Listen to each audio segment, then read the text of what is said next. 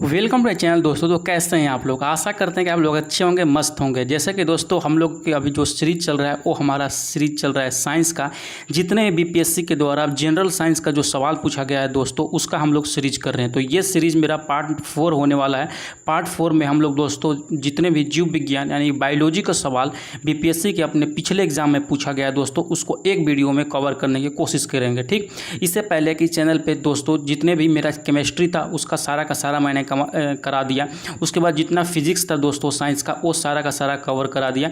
इसके बाद जो ये आज का क्लास होने वाला है, इसमें टोटल का टोटल बायोलॉजी का सवाल हम लोग का लगभग 125 से 130 क्वेश्चन है दोस्तों, उसको हम लोग निपटाएंगे। ठीक है, इससे पहले अगर आप लोग वो वीडियो नहीं देखें और फिजिक्स और केमिस्ट्री का देखना चाहते हैं तो आराम से जाइए, प्लेलिस्ट बना हुआ है चैनल पे, आराम से वहाँ से जाकर वो दोनों वीडियो को देख सकते हैं। जैसे कि पता होगा ये तीनों, जैसे कि आज ये जो सीरीज खत्म होगा दोस्तों बायोलॉजी का, ये जैसे ही मेरा फिजिक्स केमिस्ट्री और बायोलॉजी खत्म होगा उसके बाद जो सीरीज स्टार्ट होगा वो मिक्स क्वेश्चन का होगा दोस्तों, जिसमें कि तीनों सब्जेक्ट आपको देखने को मिलेंगे। ठीक है, तो बिना देर की हम इस वीडियो को स्टार्ट करेंगे। स्टार्ट करने से पहले आपसे एक नम्र निवेदन है, अगर कि आप लोग चैनल पर नए हैं तो चैनल को जल्दी से जल्दी सब्सक्राइब कर ले तथा वीडियो को लाइक कर दे आने वाले पल पल के अपडेट के लिए। तथा एक और बात बताना चाहते हैं, अगर कि और जैसे कि और भी सब्जेक्ट का आपको वीडियो देखना है प्रीवियस ईयर का, तो ऑलरेडी चैनल पे हिस्ट्री का हो गया, पॉलिटी का हो गया, ज्योग्राफी का हो गया, ईवीएस का हो गया, सारा का सारा वीडियो जितने भी बीपीएससी के द्वारा पिछले एग्जाम में पूछा गया सवाल है सबका मैं वीडियो क्वेश्चन करा दिया हूँ दोस्तों। जाकर उस चैनल पर आप लोग आराम से आप लोग देख सकते हैं। ये सबका ऑल इन वन यानी कि एक क्लास में सारा का सारा कराया हुआ है दोस्तों। ठीक है, तो बातें बहुत हो गई, अब हम क्लास को स्टार्ट करते हैं। जैसे ही बायोलॉजी के मेरा पहला क्लास में दोस्तों यहाँ पे आते हैं, मेरा पहला नंबर क्वेश्चन है यहाँ पे कि पुस्तक दी ओरिजिन ऑफ स्पीसीज किसने लिखी थी दोस्तों। तो जो पुस्तक है मेरा दी ओरिजिन ऑफ स्पीसीज, ये जो लिखा था, ये लिखा था मेरा डार्विन ने। तो डार्विन ने ही दोस्तों एक थ्योरी दिया था नेचुरल सिलेक्शन का, ये भी आप लोग याद रखिएगा, बहुत सवाल पूछा जाता है। अगला सवाल जैसे कि आप लोग स्क्रीन पर देख सकते हैं दोस्त मेरे, 2017 बीपीएससी में ये सवाल पूछा जा चुका है कि मानव तंत्र में इंसुलिन किसका पचा यानी मेटाबॉलिज्म में नियंत्रित करता है दोस्तों। तो किसका करता है? वो मेरा करता है कार्बोहाइड्रेट का, आप लोग याद रखिएगा। जैसे कि एक और बात पता होना चाहिए, जो इंसुलिन होता है दोस्तों अग्न्याशय से अंतःस्रावी होता है, आप लोग इसको भी याद रखिएगा। तथा जो ग्लूकोज है इंसुलिन के द्वारा या ग्लाइकोजन में बदला जाता है, ये भी आप लोग याद रखिएगा, सवाल पूछा जा सकता है। अगला सवाल जैसे कि देख सकते हैं, निम्नलिखित में से एंटीबायोटिक कौन है दोस्तों। ऑप्शन जैसे कि यहाँ पे देख सकते हैं आप लोग, तीसरा नंबर क्वेश्चन आपके स्क्रीन पर है कि निम्नलिखित में से एंटीबायोटिक कौन है। पेनिसिलिन, ऑप्शन जैसे कि नहीं पढ़ेंगे, ज़्यादा टाइम लग जाएगा। तो इसका जो राइट आंसर हो जाएगा दोस्तों, इसमें जैसे कि मान चलिए जो ये पेनिसिलिन दिया गया है ऑप्शन ए में, पेनिसिलिन और सल्फाडाइजिन ये दोनों ही एंटीबायोटिक है मेरा। तो इसमें से जो मेरा राइट आंसर हो जाएगा दोस्तों, वो मेरा राइट आंसर हो जाएगा ऑप्शन नंबर ई, यानी कि उपयुक्त में से एक से अधिक। अगला सवाल जैसे कि आपके स्क्रीन पर दोस्तों चौथा नंबर क्वेश्चन है, निम्नलिखित में से कौन सा मुख्यतः कार्बोहाइड्रेट है दोस्तों। तो जो मुख्यतः कार्बोहाइड्रेट है वो है मेरा चावल, राइट आंसर होगा। चावल में आपको पता होना चाहिए जो 90% जो होता है कैलोरी का, मतलब ऊर्जा का, वो मेरा कार्बोहाइड्रेट होता है। ठीक है, अगला सवाल देखते हैं दोस्त। मेरा अगला सवाल यहाँ पे है आपके स्क्रीन पर कि कीट संवर्धन क्या है। तो कीट संवर्धन मतलब होता है कीटों की वृद्धि करने का विज्ञान, यानी कि कीट संवर्धन उसको बोला जाता है। ठीक, अगला सवाल जैसे कि देख सकते हैं कि क्वेश्चन नंबर 6 है कि जेनेटिक्स निम्न में से किसका अध्ययन होता है दोस्तों। तो ये सब लोग जानते हैं जो आनुवंशिकता का विचरण होता है, यानी कि जो जेनेटिक होता है मेरा, उसी में अध्ययन किया जाता है। ठीक, आगे बढ़ने से पहले आप लोग को एक इंपॉर्टेंट सूचना मैं बताना चाहूँगा कि जो भी बच्चे खुद से तैयारी कर रहे हैं बिना किसी की सहायता से, बिना कोई पेड कोर्स के, उन लोगों के लिए मैं एक ऐसा संजीवनी लेकर आ गया है दोस्तों कि मात्र इसको पढ़ने मात्र से ही उनका परीक्षा का लेवल बहुत ही बहुत बच्चों से आगे हो जाएंगे दोस्त। जिसमें हमको जो रेडी किए हैं ये प्योर जो बीपीएससी का पीआरटी का सिलेबस है दोस्तों, उसको देखते हुए रेडी किया गया है। इसमें टोटल का टोटल जितने भी इंपॉर्टेंट पॉइंट्स आपके हो सकते हैं पीआरटी एग्जाम के लेकर दोस्तों, सारा का सारा मैंने इसमें कंपाइल किया गया है। जिसमें आपको मिलेगा, इसमें कंटेंट क्या मिलेगा, यानी कि सिलेक्शन किट में दोस्तों, उसमें से क्लास 5 से लेकर क्लास 8 तक का जो बिहार सरकार अपने स्कूलों में पुस्तक पढ़ाती है उसका समरी मिलेगा वन लाइनर में। अगर किसको देखना है तो चैनल पर बहुत सारे वीडियोज़ अपलोडेड है, जैसे साइंस का हो गया, ज्योग्राफी के हो गया और हिस्ट्री का हो गया, आप लोग जाके वहाँ से देख सकते हैं दोस्तों। ठीक है, उसके बाद आर्ट्स का जितना भी हिस्ट्री, ज्योग्राफी हो गया, पॉलिटी हो गया, सबका मैं समरी दूंगा। उसके बाद बीपीएससी का जितना ही प्रीवियस ईयर एग्जाम हुए हैं सबका सब्जेक्ट वाइज पीडीएफ दूंगा। पीडीएफ दो टाइप से दूंगा, एक मैं दूंगा केवल प्रैक्टिस के लिए और दूसरा दूंगा मैं विद आंसर, ताकि आप कम समय में ज़्यादा से ज़्यादा चीज़ कवर करवाएंगे। जैसे उसके बाद जो बीपीएससी का जितने भी मैथ का प्रीवियस ईयर है दोस्तों, सारा का सारा सोल्यूशन और क्वेश्चन दोनों साथ में मैं दूंगा कि ताकि आपको कम समय में ज़्यादा चीज़ सीख सकें। अगला जो दूंगा दोस्तों 2022 और 23 का मोस्ट 500 जो मोस्ट इंपॉर्टेंट करंट अफेयर है जो एक्सपेक्टेड रहने वाले हैं आपका टीआरई एग्जाम के लिए, उसको मैं कंपाइल किया हूं दोस्तों। अगर कि आप लोग इसको लेना चाहें तो जल्दी से जल्दी ले लें, क्योंकि अभी इस पर 25% का डिस्काउंट चल रहा है। आपको मात्र 299 रुपये में ये सारा चीज़ मिल जाएगा दोस्तों। इसको कवर करने के लिए आपको मात्र 120 घंटे पढ़ने पड़ेंगे। 100 से 120 घंटे में ये सारा का सारा फुल कवर आप सिलेबस पीआरटी का कर सकते हैं। ठीक, तो जिसको भी चाहिए ये दिए गए नंबर पर व्हाट्सएप कर सकते हैं, मैं वहाँ पर सारा मटेरियल आपको प्रोवाइड करा दूंगा। ठीक है, बहुत हो गई बातें, अब चलते हैं अपने वीडियो मेन मुद्दे के ओर। मेन मुद्दा मेरा ये है कि क्वेश्चन नंबर हम लोग शायद 6ठा नंबर क्वेश्चन कर रहे थे दोस्तों। एक सेकंड, जैसे कि क्वेश्चन आ जाना दीजिए।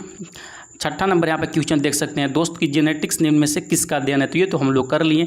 7वां नंबर क्वेश्चन आपके स्क्रीन पर है, देख सकते हैं यहाँ पे मेरे कि क्या है कि गर्भ में भ्रूण के विकास को जानने के लिए निम्नलिखित में से किसका प्रयोग किया जाता है दोस्तों।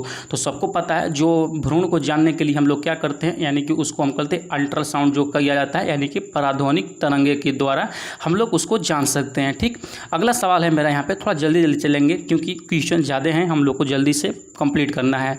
निम्नलिखित में से कौन सा एक सच्चा फल नहीं है दोस्तों। तो कौन सा एक सच्चा फल नहीं है, वो है मेरा सेब। आप लोग याद रखिएगा, जो सत्य फल और असत्य फल होते हैं जो दोस्तों याद रखिएगा, जिसका निर्माण अंडाशय में होता है वो सत्य फल होता है, और जिसका निर्माण अंडाशय के अलावा कहीं और होता है, इसमें मतलब कोई और चीज़ भाग लेते हैं, उसको हम लोग असत्य फल बोलते हैं। आप लोग याद रखिएगा, ठीक है। असत्य फल में आपका आता है एक सेब आता है, फिर उसके बाद काजू आता है और नाशपाती आता है। ये सब भी सवाल पूछा जा सकता है, आप लोग कुछ भी पूछा जा सकता है, ये याद रखिए आप लोग, ठीक है।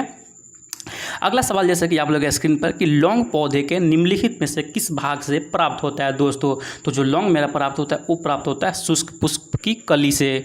ठीक, अगला सवाल है लौंग एक मसाला पौधे के किस भाग से प्राप्त होता है दोस्तों। तो सेम एजुकेशन मेरा यानी फूलों की कली से ये प्राप्त होता है। अगला सवाल है यहाँ पे दोस्त की अदरक तना है जड़ नहीं है, क्योंकि इसमें दोस्तों नोड और इंटरनोड पाए जाते हैं दोस्तों, ठीक है। अगला सवाल जैसे कि आप लोग स्क्रीन पर है देख सकते हैं पादप कली है। पादप कली क्या है दोस्तों, तो वह एक भ्रूणीय टहनी है। ठीक, अगला सवाल है क्वेश्चन नंबर 13 पौधे जो नमक युक्त मिट्टी में उगते हैं उन्हें हम क्या कहा जाता है। तो उनको जो कहा जाता है दोस्तों उसको कहा जाता है हैलोफाइट। ठीक, अगला सवाल की तरफ बढ़ते हैं। अगला सवाल यहाँ पे आपके स्क्रीन पर है 14 नंबर क्वेश्चन की EEG जो होता है दोस्तों किसकी निगरानी में किया जाता है, निगरानी के उपयोग के लिए किया जाता है दोस्तों। तो जो जो हमारा संबंधित है वो मेरा संबंधित है दोस्त मस्तिष्क से। ठीक, आप लोग याद रखिएगा। अब एक जो ECG होता है दोस्तों वो मेरा या हृदय से संबंधित होता है, ये भी आप लोग याद रखिएगा। दोनों में सवाल भर भर के सवाल मिलेंगे आपके परीक्षा में। ठीक, आशा करता हूँ कि आप लोग ये वीडियो पसंद आ रहा है। कैसा लगा वीडियो जरूर से जरूर फीडबैक में बताएं दोस्तों, तथा जो भी आपका डिस्कशन हो, कोई कुछ भी प्रॉब्लम हो, कुछ पूछना हो तो कॉमेंट सेक्शन में बता दीजिए, मैं उसका जवाब देने का कोशिश करूँगा। और अभी तक जल्दी से लाइक नहीं किया तो फट से वीडियो को आप लोग से बस एक लाइक तो ही मांग रहे हैं आपसे।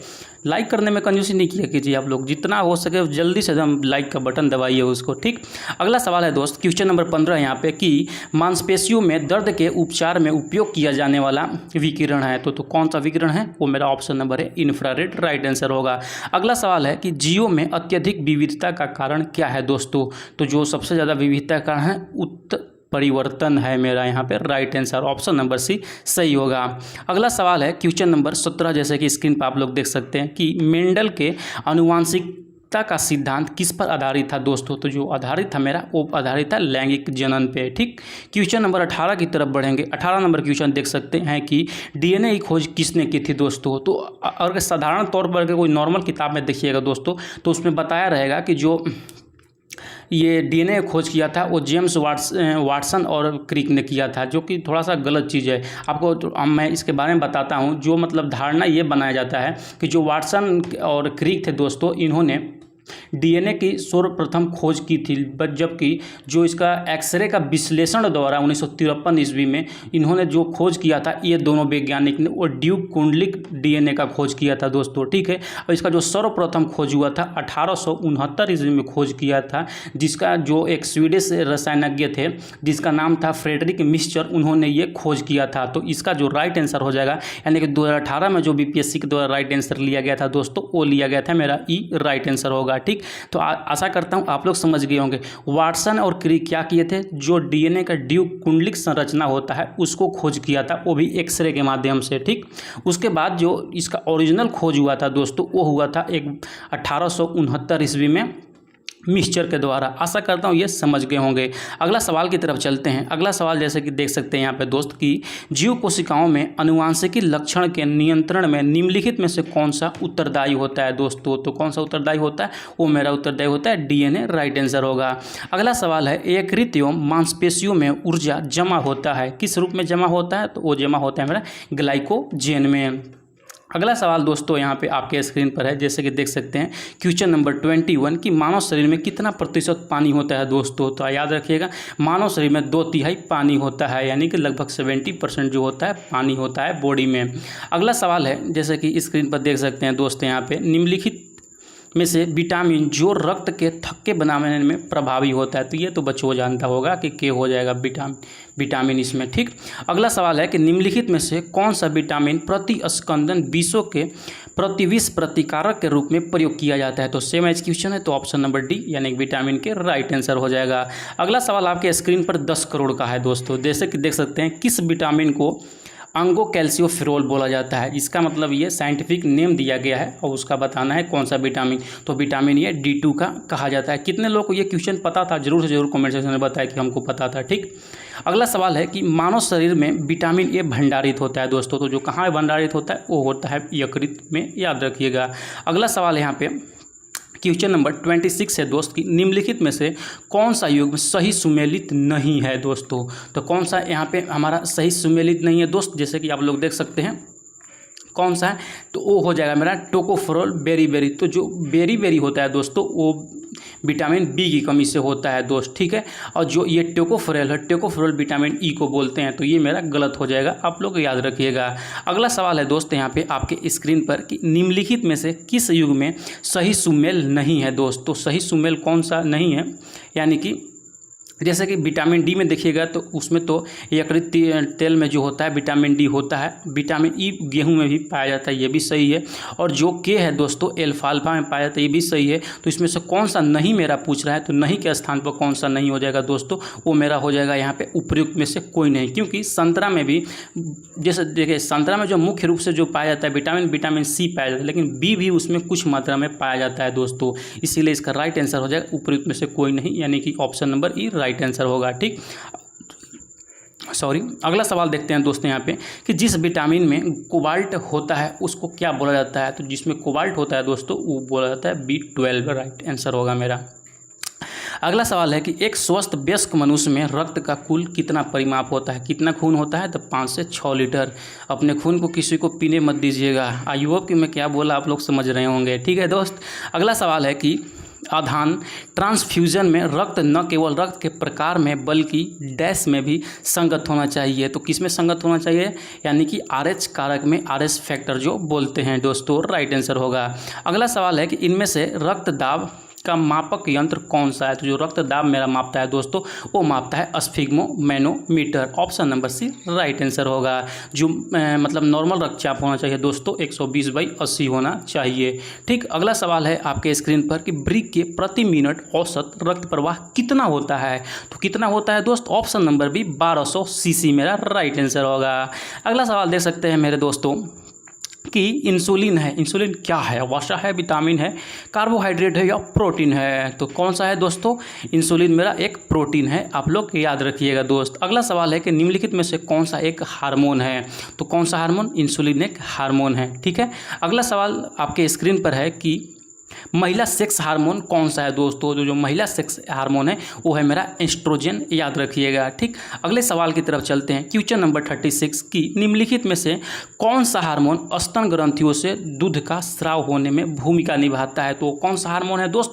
वो मेरा हार्मोन है option number D, oxytocin, right answer होगा। ठीक है, अगला सवाल है, ये देखिएगा, ऐसा सवाल ना आपके शिक्षक बहाली में एकदम छपेंगे सवाल, जाइएगा आप देखिएगा, ओ ये तो सर एसएच क्लासेज वाले सर बताए थे कि ये होगा, इसीलिए मैं इसको पढ़ाने पर ज़्यादा जोर दे रहा हूँ कि अगर आप कुछ भी नहीं पढ़े हुए हैं फिर भी जो भी प्रीवियस वाले क्वेश्चन आपके परीक्षा में देखने को मिलेंगे, आप अगर ये सब वीडियो एक बार देखे रहिएगा ना तो वहाँ पर जाइएगा तो तुरंत आपको जैसे ही देखिएगा कि हार्मोन आयोडीन मिली होती है, जैसे ही हमें बताए होंगे, तुरंत वो दिमाग में आपको वहाँ पर हिट होगा और सही आप करके सवाल को आगे बढ़िएगा। ठीक है दोस्त, जैसा कि सवाल देख सकते हैं, क्वेश्चन नंबर 37 है, निम्नलिखित में से किस हार्मोन में आयोडीन मिली होती है दोस्तों? तो कौन सा में होता है? वो होता है मेरा थायरोक्सिन हार्मोन में।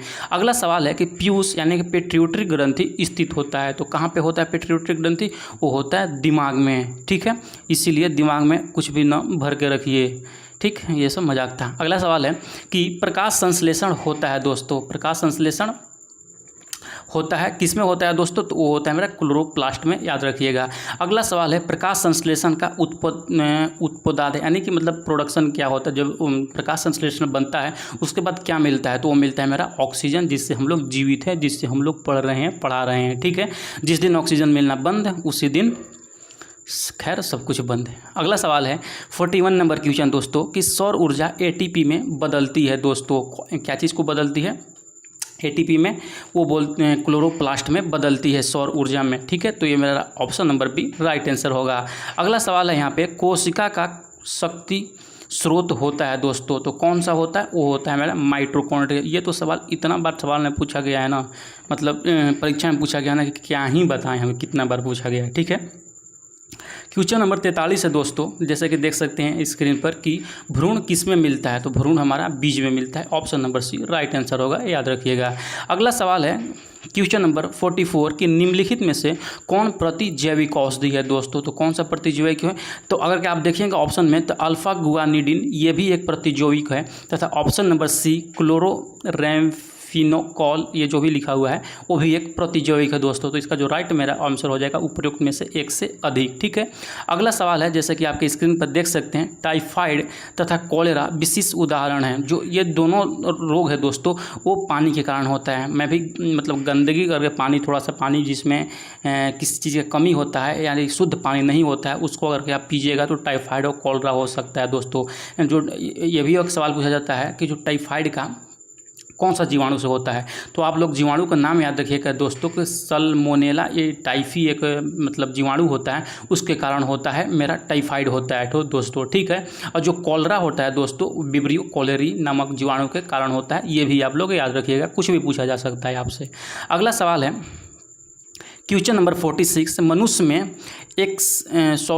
एल्फा टॉक्सिन खाद्य विषाक्तता द्वारा सामान्यतः कौन सा अंग प्रभावित होता है दोस्तों? तो एल्फा टॉक्सिन द्वारा जो प्रभावित होता है वो मेरा प्रभावित होता है यकृत, option number D right answer हो जाएगा। अगला सवाल है कि मनुष्य के शरीर में किस अंग में लिम्फोसाइट्स का निर्माण होता है दोस्तों? तो जो लिम्फोसाइट का वो निर्माण होता है अस्थि मज्जा में मेरा लिम्फोसाइट का निर्माण होता है, आप लोग याद रखिएगा। कहीं कहीं इसका आंसर जो लिम्फोसाइट का होता है दोस्तों निर्माण कुछ मात्रा में थाइमस ग्रंथि में भी होता है और अस्थि मज्जा में भी होता है। तो इसका जो राइट आंसर कहीं कहीं आपको देखने को मिलेगा वो देखने को मिलेगा यहाँ पे आपको, सॉरी एक सेकंड, आपको देखने को मिला उपयुक्त में से एक से अधिक भी, तो हो सकता है ये भी सही हो ये भी सही हो। और जिसमें 4 आंसर देते हैं उसमें तो दोस्तों ये मेरा सही हो जाएगा, लेकिन यहाँ पे 5 आंसर है तो जो सबसे सटीक उत्तर मेरा सही होगा, क्योंकि अस्थि मज्जा में और थाइमस ग्रंथि दोनों में होता है, इसीलिए मेरा उपयुक्त में से एक से अधिक ये मेरा राइट आंसर होगा। ठीक है, आशा करता हूँ ये समझ गए होंगे। अगला जो सवाल है मेरा कि ऑन्कोजीन संबंधित है, ऑन्कोलॉजी किससे संबंधित है दोस्तों? तो वो मेरा कर्क रोग से संबंधित है, यानी कि कैंसर से संबंधित है यहाँ पे। अगला सवाल है दोस्तों कि जैसे कि 49 नंबर क्वेश्चन देख सकते हैं कि थोड़ा सा ऊपर मैं कर देता हूँ ताकि अच्छे से आप लोग देख सकें कि रक्त कैंसर ल्यूकेमिया की रोकथाम में प्रयोग किया जाने वाला रेडियो समस्थानिक कौन सा है दोस्तों।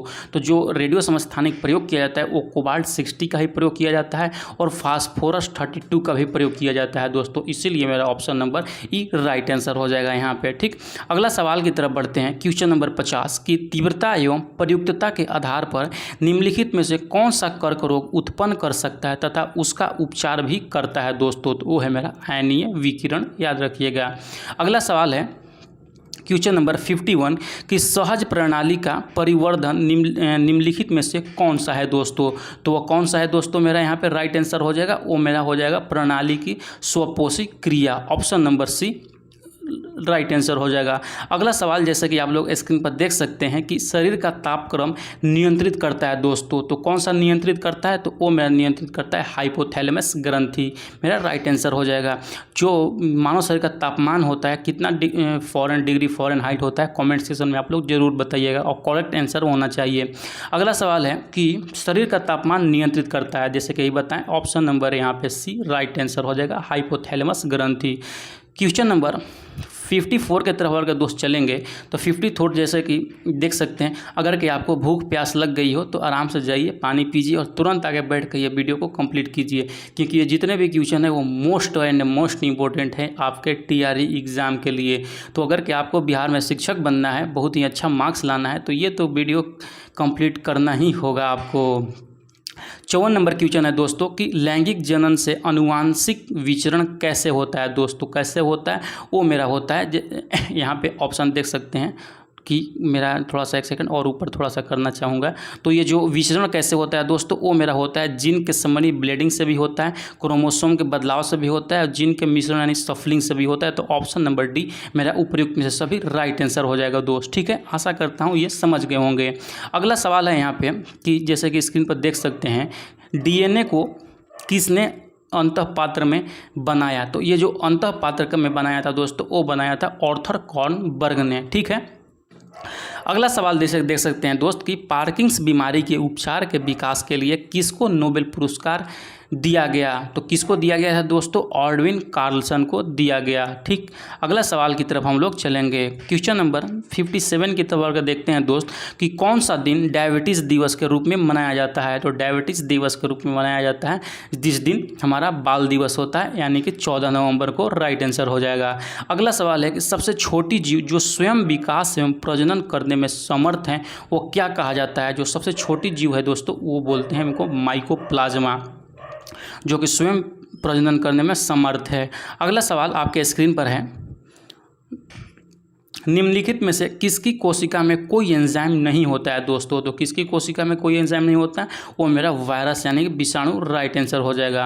अगला सवाल है कि बिल तथा मेलिंडा गेट्स फाउंडेशन द्वारा स्थापित भारत के लिए कार्यक्रम आह्वान किसके प्रतिरोध के लिए कार्यरत है दोस्तों। तो किसके प्रतिरोध के लिए, वो है मेरा HIV एड्स के प्रतिरोध के लिए। सर्वप्रथम मानव हृदय प्रत्यारोपण कहाँ पे हुआ था दोस्तों। तो ये जो हुआ था मेरा दक्षिण अफ्रीका में हुआ था दोस्त। ठीक है, तो सबसे पहले जो कौन वैज्ञानिक थे जिन्होंने ये किया था, तो वो थे डॉक्टर क्रिश्चियन बर्नार्ड, दक्षिण अफ्रीका के जो सर्जन थे। इन्होंने पहला मानव हृदय का सफलतापूर्वक ट्रांसप्लांटेशन किया था दोस्तों, आप लोग याद रखिएगा। ठीक, अगला सवाल की तरफ चलते हैं। क्वेश्चन नंबर यहाँ पे जैसे कि देख सकते हैं स्क्रीन पर, क्वेश्चन नंबर 62 है दोस्तों कि जीवाणु की खोज किसने की थी। तो ये तो बच्चों बता देगा कि जीवाणु की खोज कौन किया था, ल्यूवेनहॉक ने किया था।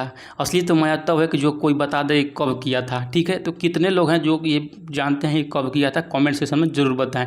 जो कब किया था दोस्तों वो 1676 ईस्वी में किया था, आप लोग याद रखिएगा। ठीक, अगला सवाल की तरफ चलते हैं। अगला सवाल यहाँ पे देख सकते हैं आपके स्क्रीन पर है कि बायोडिग्रेडेबल अपशिष्ट को आमतौर पर जिसकी मदद से उपयोगी पदार्थों में बदला जा सकता है वह क्या है दोस्तों, वो है मेरा बैक्टीरिया। ठीक है, अगला सवाल की तरफ चलेंगे। अगला सवाल मेरा है यहाँ पे कि कणीय तत्व क्या है दोस्तों। कणीय तत्व क्या है, वो मेरा एक वायु प्रदूषक चीज़ है। ठीक, अगला सवाल है कि वैस्कुलर जिसे संवहनी बोला जाता है पौधों में पानी ऊपर किससे आता है दोस्तों। तो किससे आता है पानी ऊपर, जाइलम टिश्यू से आता है, आपको सबको पता है। पौधे में जाइलम का काम होता है सारे जगह पे पानी को पहुँचाना। अगला सवाल है यहाँ पे आपके स्क्रीन पर कि सेल्सियस स्केल पर मानव शरीर का जो सामान्य तापमान होता है दोस्तों कितना होता है, तो जो नॉर्मल टेम्परेचर मेरा होता है वो 36.9 डिग्री सी होता है, याद रखिएगा। अगला सवाल है, ये तो सब बच्चा वाला सवाल है कि सर्वदाता वर्ग में रक्तदाता का ग्रुप कौन सा है, यानी कि जो सभी को ब्लड दे सकता है, यानी कि मेरा वो ब्लड ग्रुप सभी को ब्लड दे सकता है दोस्तों। अगला है कौन सा जो सबसे ले सकता है उसको बोलते हैं ए बी, ठीक है। बहुत ही रेयर केस में मिलने वाला अगर कोई ब्लड ग्रुप है दोस्तों तो वो है मेरा ए बी, याद रखिएगा। अगला सवाल जैसे कि आपके स्क्रीन पर है, देख सकते हैं कि हड्डियों की पढ़ाई विज्ञान की किस शाखा में किया जाता है, यानी कि हड्डियों का अध्ययन, स्टडी ऑफ, उसको क्या बोलते हैं दोस्तों, ऑस्टियोलॉजी बोलते हैं, हड्डी के अध्ययन को, स्केलेटन के अध्ययन को, ठीक। अगला सवाल है कि कशेरुक रज्जु में कितनी जोड़ी तंत्रिकाएं निकलती हैं दोस्तों, तो कितनी जोड़ी निकलता हैं, तो वो निकलती हैं 31 जोड़ी, आप लोग याद रखिएगा। अगला सवाल आपके स्क्रीन पर है दोस्त, क्वेश्चन नंबर 71 कि मनुष्य के जीवन काल में कितने दांत 2 बार विकसित होते हैं दोस्तों, तो जो 2 बार विकसित होते हैं वो हमारा 20 दांत 2 बार विकसित होते हैं, ठीक है। और जो 12 दांत होते हैं दोस्तों वो मात्र एक बार विकसित होते हैं, ये भी याद रखिएगा। मनुष्य की खोपड़ी में कितनी अस्थियां होती हैं, तो बताओ कि तुम्हारे दोस्त की खोपड़ी में कितनी हड्डियां हैं, तो तुम्हारे दोस्त की खोपड़ी में 28 हड्डियां हैं, ठीक। ये भी याद रखिएगा। जो शरीर में होता है टोटल हड्डियों की संख्या 206 होता है दोस्तों, तथा कपाल में जो हड्डियों की संख्या होता है वो 8 होता है। उसके बाद एक मुख में जो हड्डी का पूछा जाता है 14 होता है, जिसको चेहरा में भी बोलते हैं कि चेहरा में हड्डियों की संख्या कितना होता है, तो 14 होता है, आप लोग याद रखिएगा। अगला सवाल की तरफ बढ़ते हैं। अगला सवाल मेरा यहाँ पे है आपके स्क्रीन पर 73 नंबर क्वेश्चन कि मनुष्य के शरीर में पैर की हड्डी होती है, कौन सी हड्डी होती है, तो वो एक बहुत ही ठोस हड्डी होती है दोस्तों, ठीक है। अगला सवाल अगर के देखते हैं 74 नंबर क्वेश्चन कि 20 वर्ष की आयु में मानव शरीर में हड्डियों की संख्या कितनी होती है, तो वो होता है मेरा 206, यानी कि ऑप्शन नंबर डी हो जाएगा, इनमें से कोई नहीं, ठीक। अगला सवाल है दोस्त यहाँ पे 75 नंबर क्वेश्चन देख सकते हैं आपके स्क्रीन पर है, थोड़ा सा एक सेकंड। 75 नंबर क्वेश्चन कौन सा है दोस्तों अवशेषी अंग नहीं है दोस्तों, तो जो अवशेषी अंग नहीं है दोस्त वो है मेरा सामने चपटे क्रीदंत, जिसको बोलते हैं अवशेषी अंग। अवशेषी अंग अगर के आप बताना चाहें, अवशेषी अंग दोस्तों ऐसे अंग को बोला जाता है जो कि पुराने ज़माने में जो लोग होते थे, प्राचीन काल में जो लोग होते हैं दोस्तों, कि उस ज़माने में उस चीज़ का काम होता था और वर्तमान जीवन में जो अभी हम लोग जीवन जी रहे हैं उसमें उसका काम नहीं है। अगर इसका एक उदाहरण देखें तो जो हमारे शरीर में अपेंडिक्स पाया जाता है दोस्तों, अपेंडिक्स का जो मुख्य काम था, जो पुराने ज़माने के प्राचीन काल में लोग होते थे, वो जो कच्चा मांस खाते थे जानवरों का, तो कच्चा मांस जो जब खाते थे तो उसको पचाने में जो हमारा जो अपेंडिक्स है उसमें बहुत ही ज़्यादा ये काम करता था। लेकिन जो वर्तमान काल में है सारे लोग पका हुआ भोजन खाते हैं, जिसकी वजह से अपेंडिक्स का कोई काम नहीं है, इसीलिए उसको अवशेषी अंग के रूप में जाना जाता है। ये अपेंडिक्स को आप लोग याद रखिएगा दोस्तों, ठीक है। तो यहाँ पे नहीं के पूछ रहा था, तो ये मेरा राइट आंसर हो जाएगा, नहीं है क्रीदन, ठीक। अगला सवाल की तरफ बढ़ेंगे। अगला सवाल आप लोग को यहाँ पे स्क्रीन पर देखने को मिलेगा कि जैविक सिस्टम में रासायनिक क्रिया की प्रक्रिया को तेज करने में उत्तरदायी होता है, कौन सा उत्तरदायी होता है दोस्तों, तो वो उत्तरदायी होता है मेरा एंजाइम, राइट आंसर होगा। अगला सवाल है कि खट्टे फलों में कौन सा विटामिन पाया जाता है दोस्तों, यानी कि खट्टे फलों में पाया जाता है जो कि चमड़ा के लिए स्वास्थ्य जरूरत होता है, तो ऑप्शन नंबर सी यानी विटामिन सी मेरा राइट आंसर होगा। विटामिन सी खाने से आप एकदम गोरे और चमकदार नजर आएंगे, क्योंकि आपका स्किन एकदम साफ रहेगा दोस्त। इसीलिए आंवला वगैरह, नींबू वगैरह खट्टा चीज़ खाने पर ध्यान दीजिए, ज़्यादा भी नहीं खाना है, ठीक है।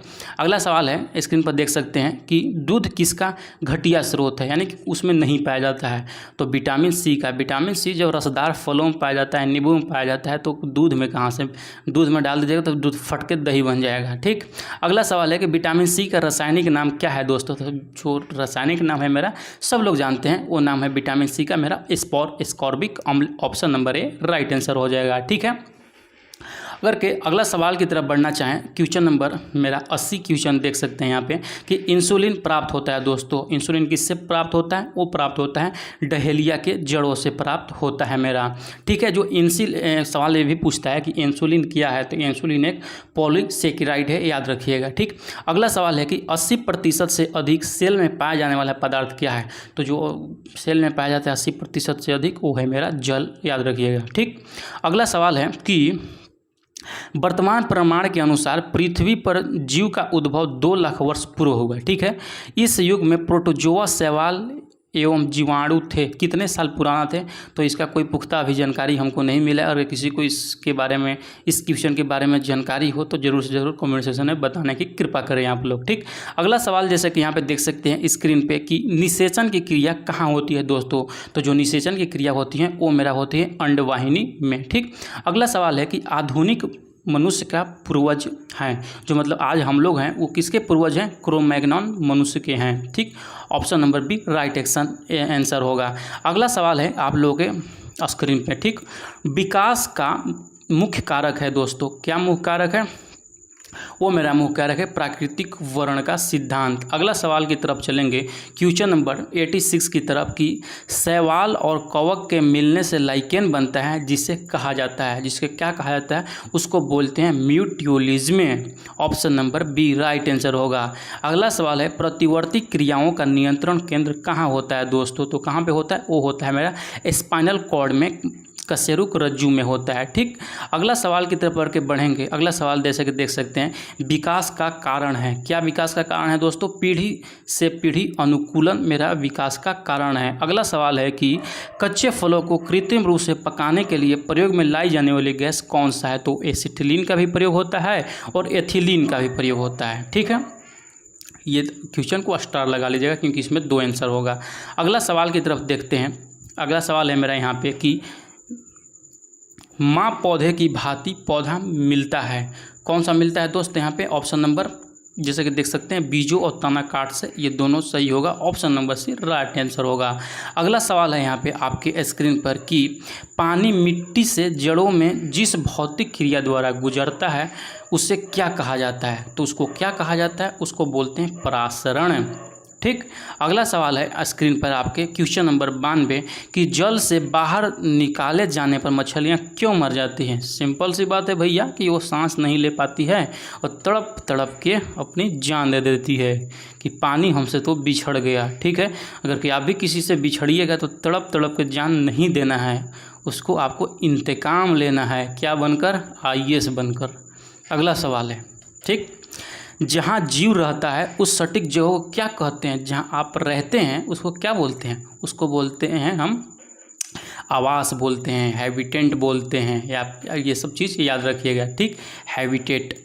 अगला सवाल है कि मधुमक्खी कॉलोनी के सदस्य एक दूसरे को किस प्रकार पहचानते हैं। वो पहचानते हैं अपने गंध से कि कितना दुर्गंध आ रहा है इस मधुमक्खी से, इसको तो हम जानते ही होंगे। ठीक है अगला सवाल है दोस्त कि मायोग्लोबिन में कौन सी धातु होती है। तो मायोग्लोबिन में जो धातु होती है वो मेरा होती है यहाँ पे लोहा। अगला सवाल जैसे कि स्क्रीन पर आप लोग देख सकते हैं 96 नंबर क्वेश्चन, बहुत ही जल्द हम लोग 100 के कगार पे पहुंचने वाले हैं। अभी भी लाइक नहीं किए हैं तो जल्दी से जल्दी पहले लाइक कीजिए 100 नंबर क्वेश्चन पहुंचने से पहले। ठीक है, अगला सवाल है यहाँ पे कि मनुष्य के शरीर में खून के शुद्धिकरण की प्रक्रिया को कहते हैं, क्या कहते हैं, उसको हम बोलते हैं डायलिसिस। अगला सवाल है कि निम्नलिखित में से किसकी कमी से डायबिटीज़ होता है। तो वो मेरा डायबिटीज़ होता है दोस्तों इंसुलिन की कमी से। ठीक है, जो इंसुलिन होता है दोस्तों वो हमारे शरीर में मधुमेह को नियंत्रित करता है। ठीक, और इंसुलिन की कमी हो जाती है तो उसी के बाद जो हमारा शरीर में ग्लूकोज का भी मतलब नियंत्रण खो जाता है, उसका बैलेंस नहीं हो पाता है, इसीलिए हमको डायबिटीज़ हो जाता है, जो कि किसी भी व्यक्ति के लिए बहुत ही हानिकारक चीज़ है ये।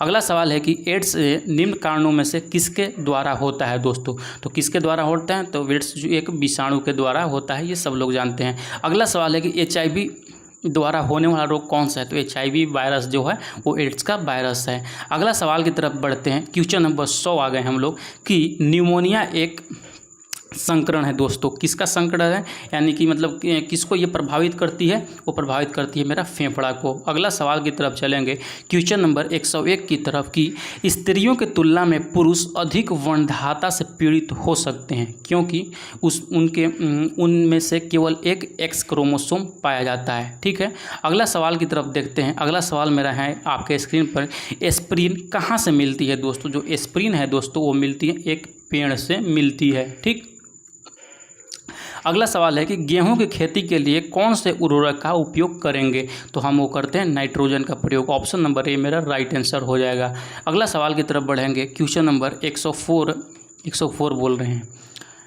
104 है कि क्लोरोफिल में कौन सा धातु आयन पाया जाता है दोस्तों। जो क्लोरोफिल में पाया जाता है वो पाया जाता है मेरा मैग्नीशियम।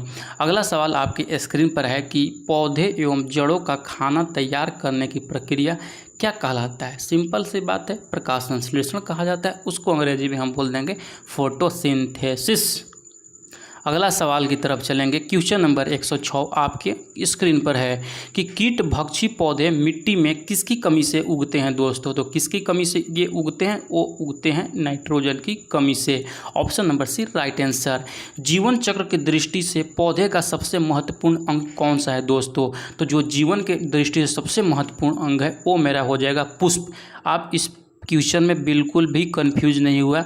जीवन चक्र के दृष्टि से पुष्प बहुत इम्पोर्टेंट है और जीवन काल की दृष्टि से पत्ती बहुत मतलब ये है इम्पोर्टेंट है। क्योंकि जैसे जीवन काल हम बोलें तो जीवन काल मतलब हम कब तक जी रहे हैं ये मेरा जीवन काल होगा, और जीवन चक्र मतलब जो आने वाला मेरा बाल बच्चा होगा वो मेरा जीवन काल होगा। तो वो जो डिफाइन मतलब निर्भर करती है किसी पौधे के, वो पुष्प पर करती है। क्योंकि पुष्प में ही परागण द्वारा भ्रूण का दोस्तों विकास होता है, जिसमें बीज होता है और बीज के बाद पौधा बनता है, ठीक। और जो ये पत्ती होता है, अगर पत्ती को हम नाश कर देंगे तो पौधा को ही नाश हो जाएगा, लेकिन अगर पुष्प को नाश कर देंगे तो पूरा प्रजातीय खत्म हो जाएगा पौधा के।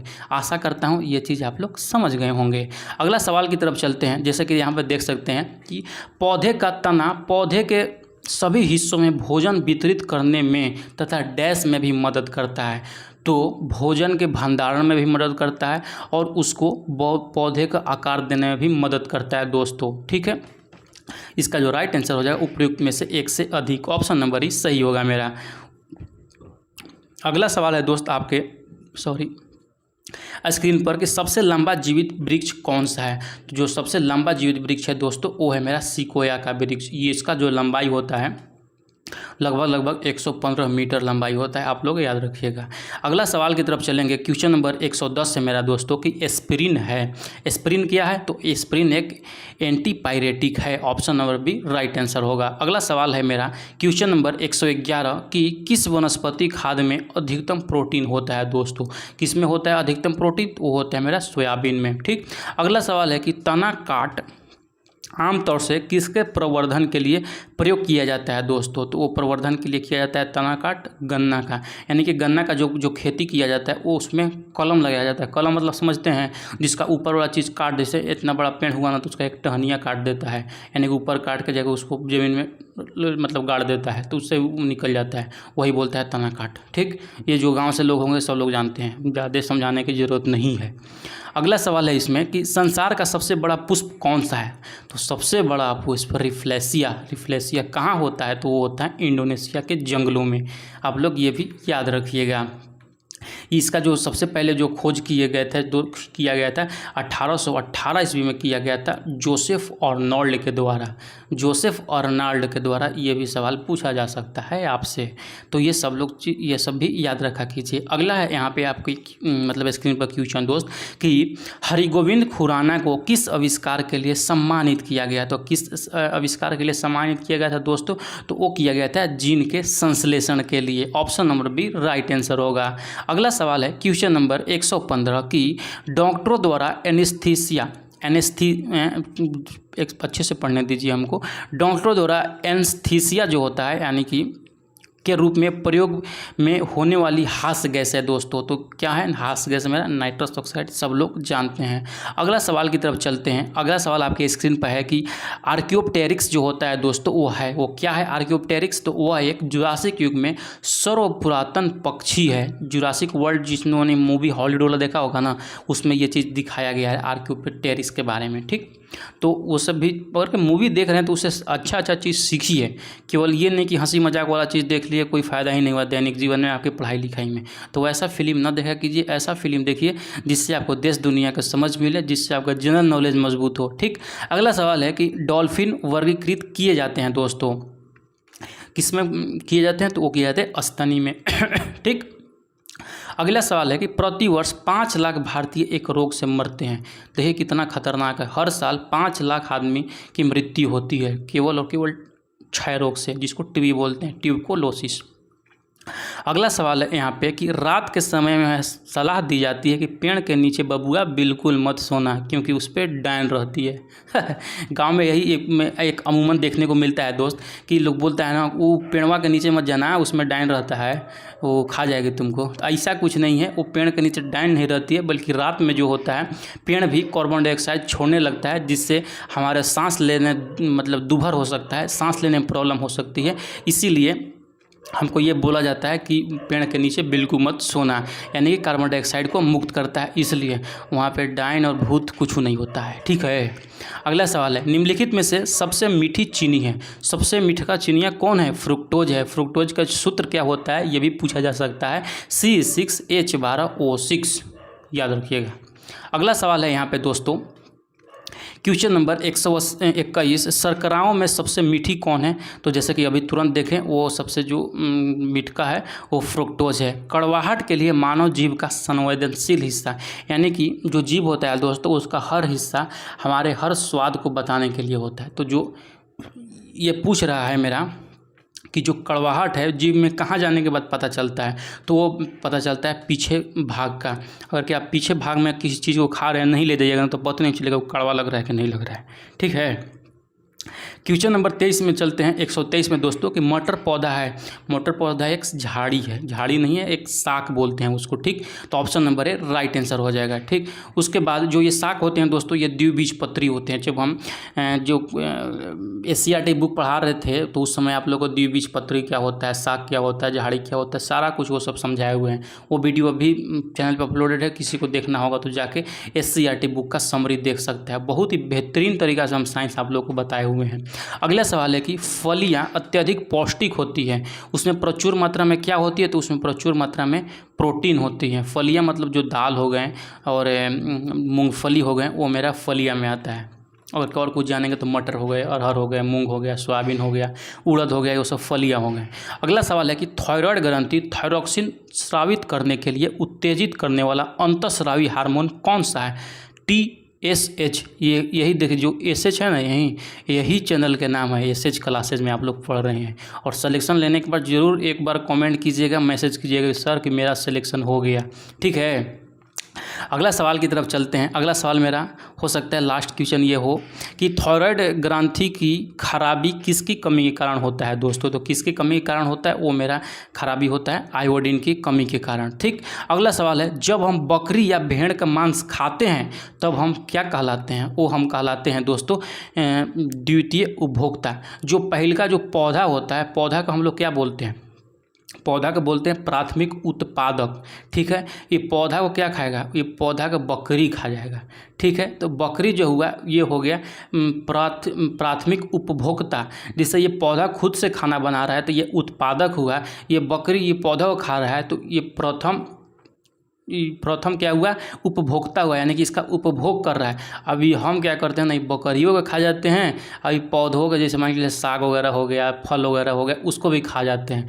तो हम आते हैं द्वितीयक उपभोक्ता में, क्योंकि हम दोनों चीज़ को खा जा रहे हैं। ठीक, उसके बाद आप लोग समझ गए होंगे। ठीक है, अगला सवाल की तरफ चलते हैं। अगला सवाल आप लोग देख सकते हैं, ये मेरा लास्ट क्वेश्चन था। कल से हम लोग जैसे कि देख सकते हैं स्क्रीन पर, ये सारा का सारा मिक्स आप लोग के चलने वाला है क्वेश्चन। ठीक है, आई होप कि आपको ये वीडियो अच्छा लगा होगा। कैसा लगा वीडियो ज़रूर से ज़रूर आपको फीडबैक दें, ताकि अब जो नेक्स्ट वीडियो हम लाते हैं उसमें ये सारा चीज़ सुधार किया जा सके।